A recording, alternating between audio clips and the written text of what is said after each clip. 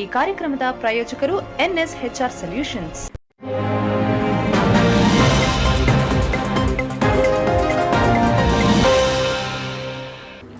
ಇಂದು ವಿಶ್ವ ಪರಿಸರ ದಿನವಾದ್ದರಿಂದ ಮೈಸೂರಿನ ವಸಂತ ಮಹಲ್ ಡಯಟ್ ಆವರಣದಲ್ಲಿ ಸಸಿ ನೆಟ್ಟು ಗಿಡಕ್ಕೆ ನೀರೆರೆಯುವ ಮೂಲಕ ವಿಶ್ವ ಪರಿಸರ ದಿನಾಚರಣೆ ಆಚರಿಸಲಾಯಿತು.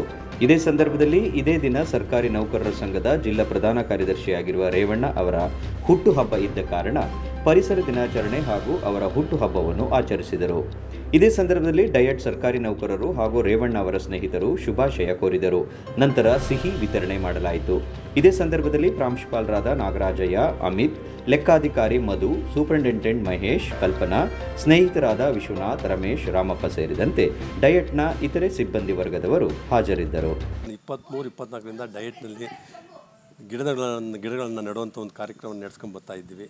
ಆ ಪರಿಸರ ದಿನಾಚರಣೆ ಮತ್ತು ನನ್ನ ಜನ್ಮ ದಿನಾಚರಣೆಗೆ ಒಂದು ವಿಶೇಷವಾದಂಥ ಒಂದು ಮಾನ್ಯತೆ ಇರೋದ್ರಿಂದ ಆ ಒಂದು ಪ್ರಯುಕ್ತ ನಾನು ವಿಶ್ವ ಪರಿಸರ ದಿನಾಚರಣೆ ಅಂಗವಾಗಿ ಗಿಡಗಳನ್ನು ನೆಡುವ ಮೂಲಕ ನನ್ನ ಜನ್ಮ ದಿನಾಚರಣೆಯನ್ನು ಆಚರಿಸ್ಕೊತಾ ಇದ್ದೀನಿ.